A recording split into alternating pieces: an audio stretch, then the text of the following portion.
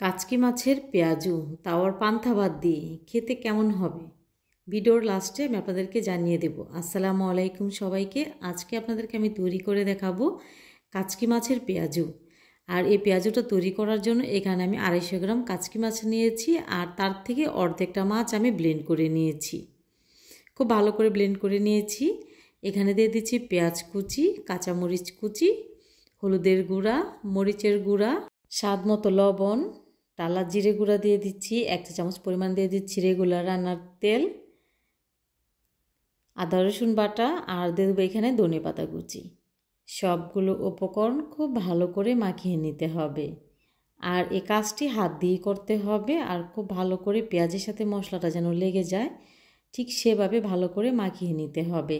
একটা পর্যায়ে যখন এরকম খুব ভালো করে মাখিয়ে নেওয়া হয়ে গেছে, ওই পর্যায়ে এখানে অ্যাড করছি যে আগে থেকে মাছটা আমি বেটে রেখেছিলাম ওই মাছ বাটা, আর এখানে দিয়ে দিচ্ছি মসুরের ডাল বাটা। যে বাকি অর্ধেকটা মাছ ছিল আস্ত, ওই মাছগুলো দিয়ে দেব।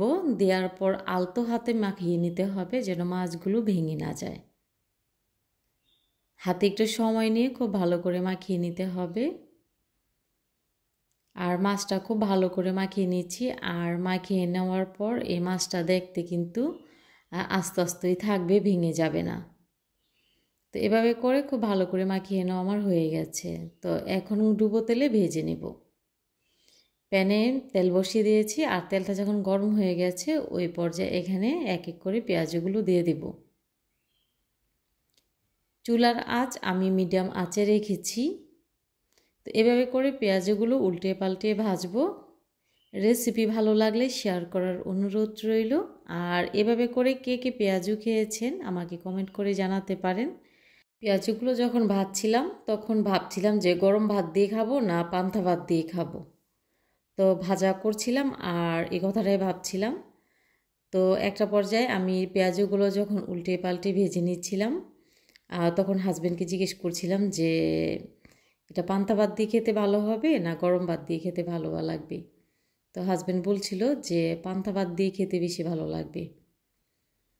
তো যেই কথা সেই কাজ, হাজব্যান্ডের কথাই শুনলাম আর ভাজতে থাকলাম, আর মনে মনে ভাবলাম যে পান্তা ভাত দিয়েই খাবো।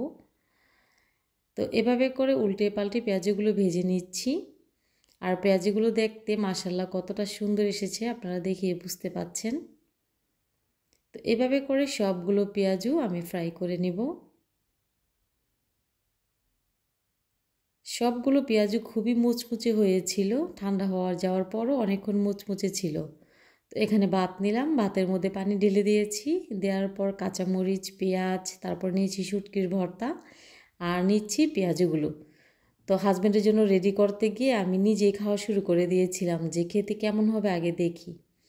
খেতে যে এতটা মজার হবে আমি বুঝতেই পারিনি যে পান্তা ভাত দিয়ে খেতে এতটা মজার হবে।